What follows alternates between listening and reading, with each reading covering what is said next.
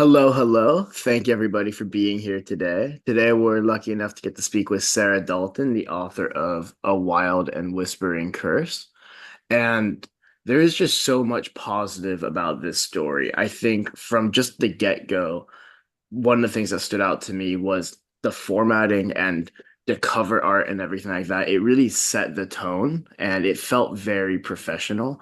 And I think that continued throughout the story. It was this great coming of age story. I think you balanced, frankly, Beth and her friends kind of growing up in a very quick environment.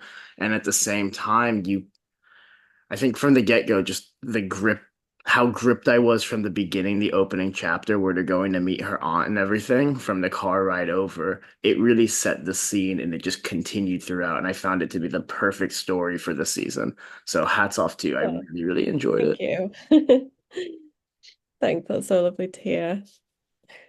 I think what I liked the most about it, and this was evident from the start because I knew going into it, I'd seen that it said the genre was young adult.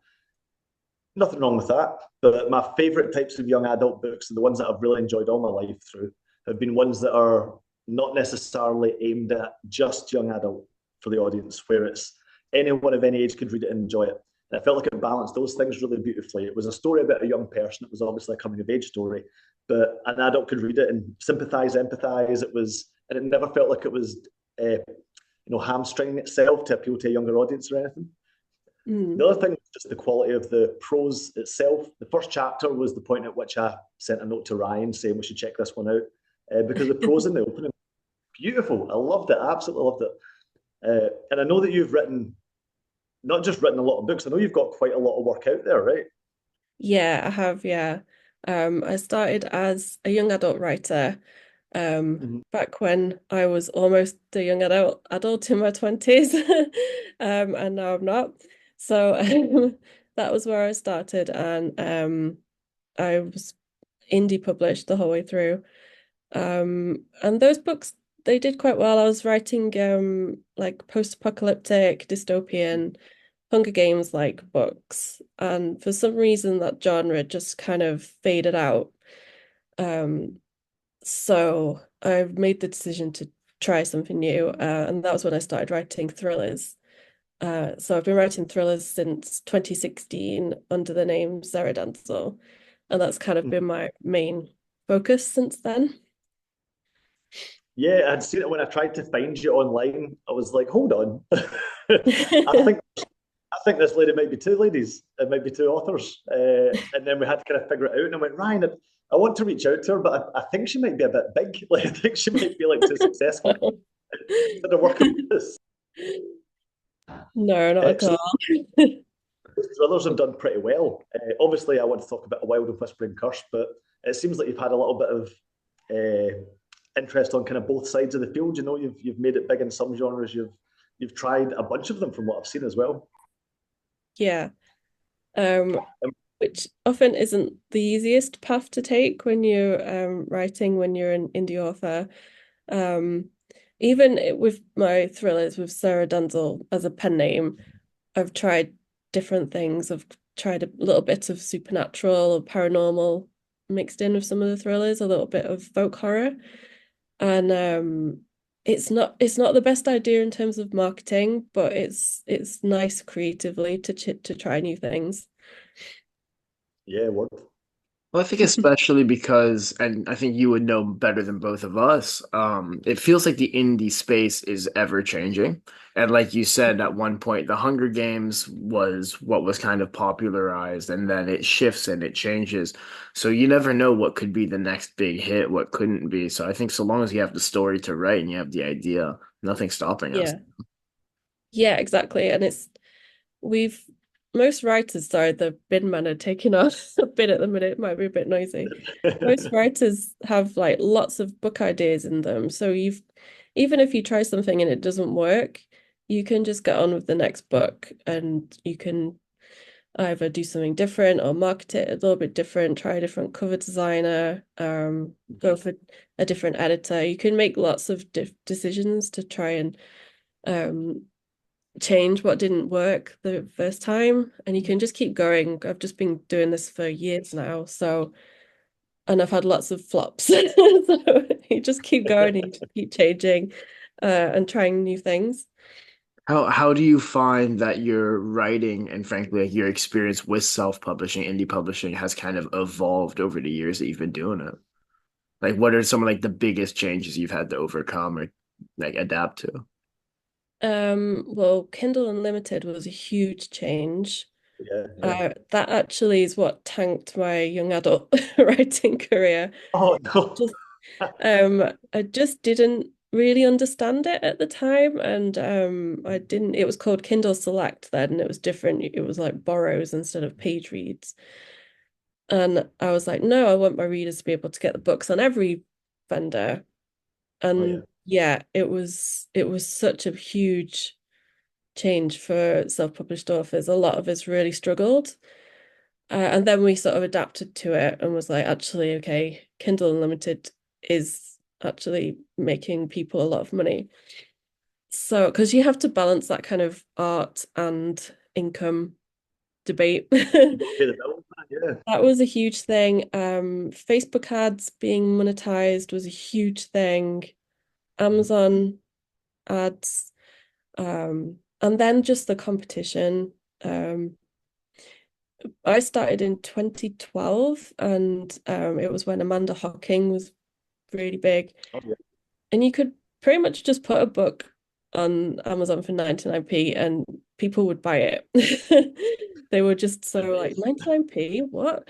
They would try anything at that price point. And now it's very different. You've got to have a really professional, well edited book with a good cover, but you can charge more for it. You can charge for 99 because people were willing to pay that for a book. And books are worth that much money too. They take a long time to write and you put a lot of effort into them.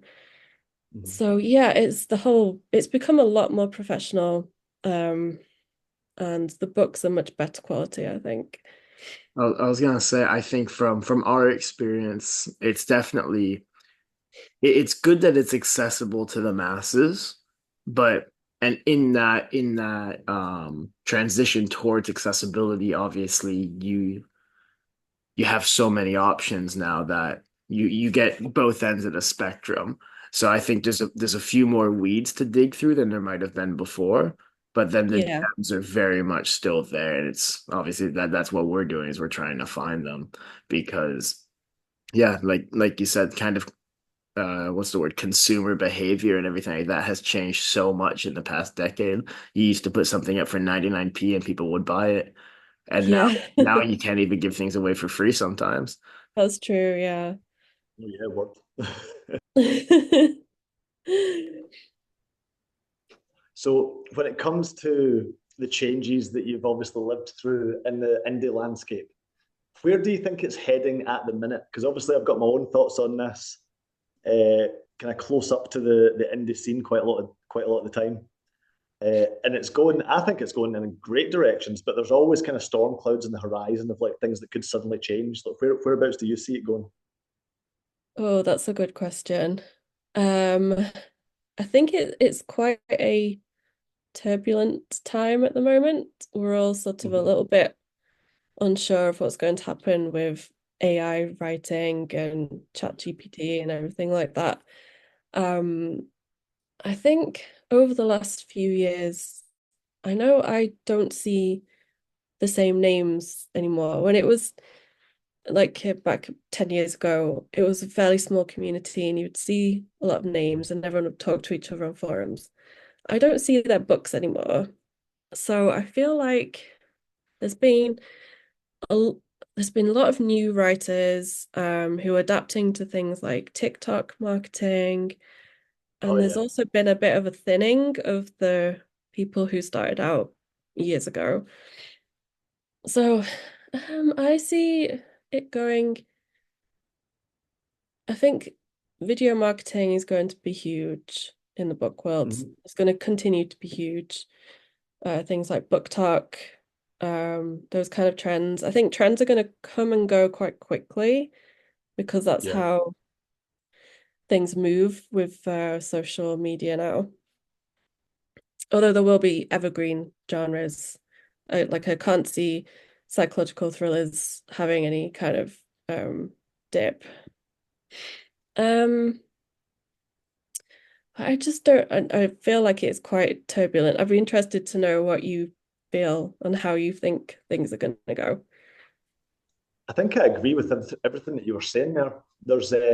I think there's going to be in the same way that like I look at trends in different loads of different media, and you see it in like movies is a good one. You know, like we have zombie movies, loads of zombie movies for like 5 6 years, and then that dies off, and then it's something different. You know, then we get you get trends in it, and I think as Hollywood has kind of like mined out everything that they were going to get from something like comics, say, you know, it was comic book movies for the past decade or so. Once they've mined everything out of it, they start looking to other sources to get their things from, to get their adaptations from and stuff like that, you know, or adaptations, I guess. So you know, Hollywood started adapting books and stuff, and now they're going for video games. We're getting loads of video game adaptations, and I think the same thing's going to end up happening in publishing eventually, where to find the next big thing, the next big thing is going to be decided less and less by what publishers pick up, and a little bit more by what just goes viral, what kind of breaks out and takes everyone by storm. I think Yeah. publishers might find themselves chasing after the trends rather than setting them. I don't know if Yeah. that's it's going to be more chaotic for sure. I think, like you said, like Yeah. Yeah, it'll be I've chaotic. seen yeah, books come out and come and go. Like take TikTok by storm, come and go in like a month, and then Yeah. you don't really ever hear about them ever again. And I don't know if that's a good thing for authors. I don't know if I'd like the kind of flash in a pan success like that. I'd like the money, Yeah, but I don't know. I was gonna say like the fear with that is like something will go viral for 2 or 3 weeks and then you'll never hear from it again, which makes it hard if you wanna like base a movie off of it or write a book off of it because like I'm sorry, you're not Those making a things move movie in a slow. month. Yeah, You're not doing this or that. It's so yeah. much faster paced now, which I think will Mm. obviously have pros and cons, but I'm curious how people are going to access it or take advantage of it without using AI. So which is my fear of the direction it might head towards, because people are looking Mm. for that easier way out. But Yeah, come back. Yeah. yeah, so hopefully. But on another note, I do want to ask, I have a few questions about Beth and being an orphan and Yeah. um was because I what made this book so great for me was that as I was reading it, it never felt like a standalone murder mystery novel, but at the same time, I found myself trying to like get spoilers, trying to guess who the killer was. Um, did you always have a direction for it from the get-go of what was going to happen, or was that changing as you wrote it? No, I think I was quite unfocused when I first started this book. I just had the character in my head and I didn't really know what to do with her, which is Mhm. why I abandoned this one. I started it, I think it was 2013, something like that, when I was in the middle of writing my young adult books. And I just didn't know what to do with it. I wrote about 40,000 words. I think I was doing NaNoWriMo or something. And I just needed to get the, Oh, the words down so I could win, get the little certificate at the end. Um, yeah. and then I just stopped and I never picked it up. And every now and then I would sort of go back and think, oh, I enjoyed writing that, but I don't know what to do with it. And in Yep. 2013, I was taking a little break from writing thrillers and I went back and I started reading it. And then I just started doing some line edits and just sort of looking at it a bit differently. And I thought, right, I'm going to finally sit down and finish this book. Um, and that was kind of where I tried to sort of pull it all together. And I could see where I'd been thinking it would go. Like I always kind of like the kind of witchy things in Mhm. in fantasy fiction. Um, so I could just kind of try and pull it together. And I think I already knew who it was. I don't want to spoil it. I think I'd had that in my head while I was writing the first 40,000. So I just had to kind of follow the threads, Mhm. um, and sort of pull the ending together. No, that's I love that sense that you've co-authored the book with your past self. Yeah. It was written by two, I'd imagine, two different Sarah Daltons. Yeah. Yeah. Yeah, because I've been writing psychological thrillers, so now I know how to finish a mystery. But back then I probably didn't know how to do it. I wasn't sure how to pull it together. So I was able to sort of help out with all the experience I'd had in the Yeah. decade between. It's also just really Kind of, great. Sorry. No, I I was was going to say, were you just rambling? yeah, I was gonna say it is always really nice though, because we've had a few authors who have done NaNoWriMo, NaNoWriMo, I don't know how to say it. And it really sounds like it's a great kind of way for you to get your foot in the door with a story and just act on all the thoughts you might have in your head and this and that. Um, and then it's nice to see that You have to use past tense now, Ryan. With NaNoWriMo's not a thing now. Do you oh not remember all this? The big controversy. Were you no. there for this, Sarah? It's like a year or two I've back. I've heard of a few things about it recently. I haven't done it for a long time now. Yeah, But I same. used to I know a lot really of people enjoy were. it. Yeah, because I thought it was great. We've had authors on who've done it. Obviously, it was really great for people just like smashing a book out, like getting over a hurdle. I've Yeah. seen loads of things on like Twitter and stuff, or X, I guess, and stuff about people just being like, "It's November, let's write a novel. You don't have to, you don't have to do this specific one. We'll just write a novel in November." So its spirit lives on. The spirit lives on very much. Yeah. Yeah. Interesting. No, I live under a rock sometimes. But it is cool, like you said, like it's getting over the hurdle. And even if you let it sit for 10 years, I think it's really nice to see that you can still come back to it. Yeah.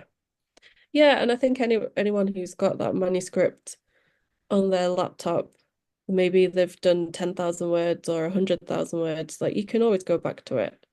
And then you can Mhm. see it. I view it as, well, like I've already written 40,000 words. I don't have to do that again. I just have to go back and try and pull it together. It's like you've already got a head start. You just need to start reading it and see where it goes. I wanted to ask because as this is more of a young adult coming of age story, it got pretty dark at times. Was there I don't even know the question I wanna string from this, but it just kind of at times like with the scarecrow scene and stuff like that, I was like, oh my gosh, that was a little out of left field, but it worked. Like, at no point did I feel like it was ever too much. I felt like you walked the line really well, but I felt like that line got thinner and thinner at times. Yeah, that was probably my thriller side Mhm. coming out.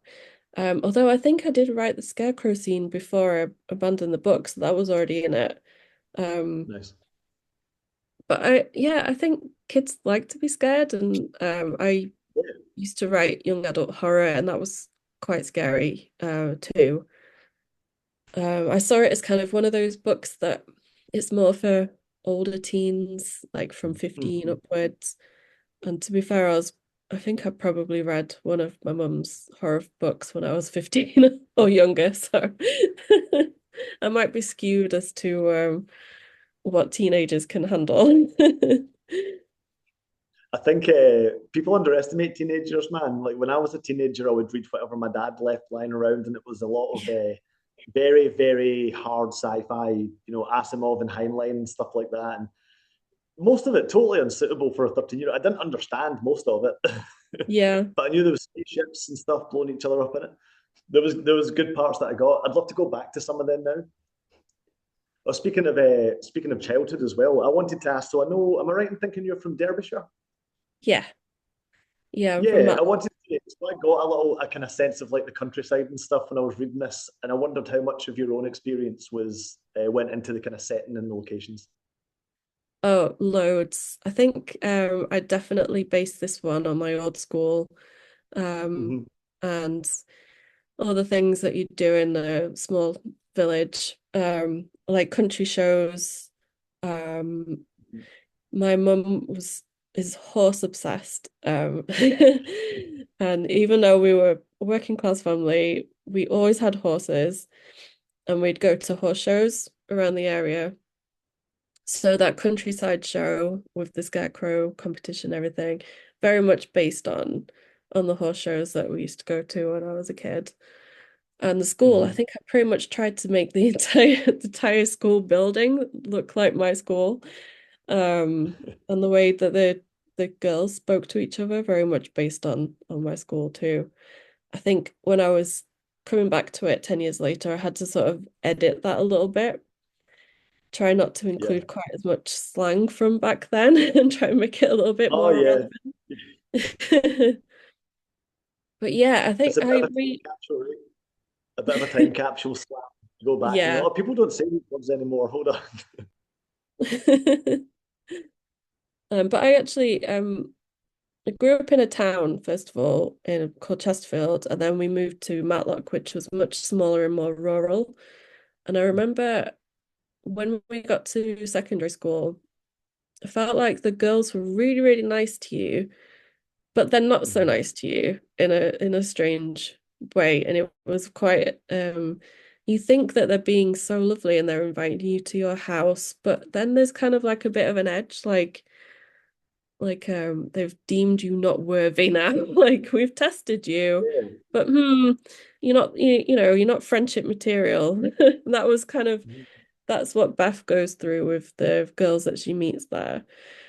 And that was kind of a new, like at Chesterfield, if someone didn't like you, they'd just swear at you or something in the playground. Like this was a very different sort of experience where people were nice, but also not nice at the same time. So that was quite something that I remember wanting to put into that book. No, and I Yeah.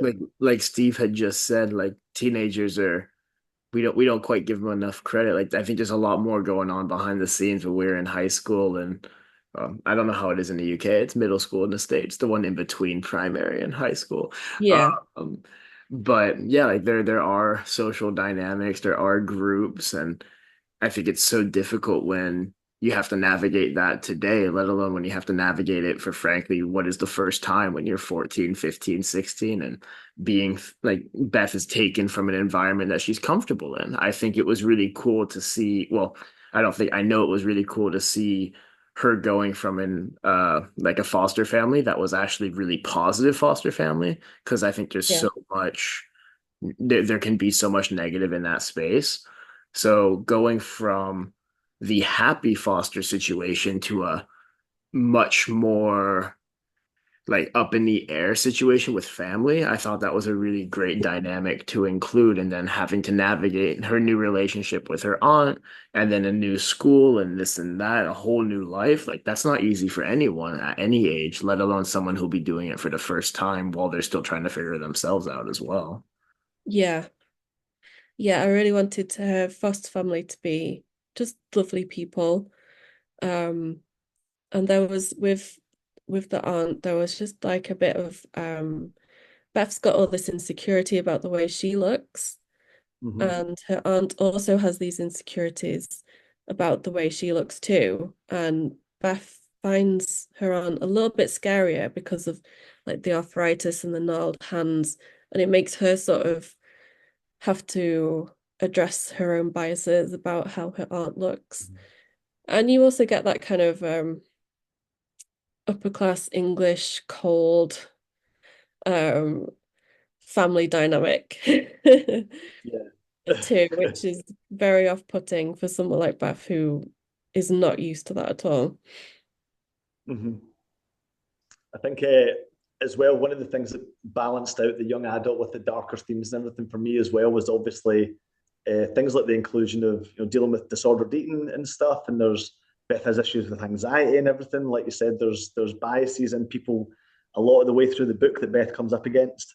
I just thought it was a really it felt and like usually I wouldn't enjoy so much reading about a person who's at school uh, but the way it was told was so true to life. And like I remember school, man, school was tough. Like I used to be a teacher. School's tough, man. School's tough for so many kids, especially kids who have come in from somewhere else. And I thought it was really true to the experience of what it's like going through a lot of that stuff.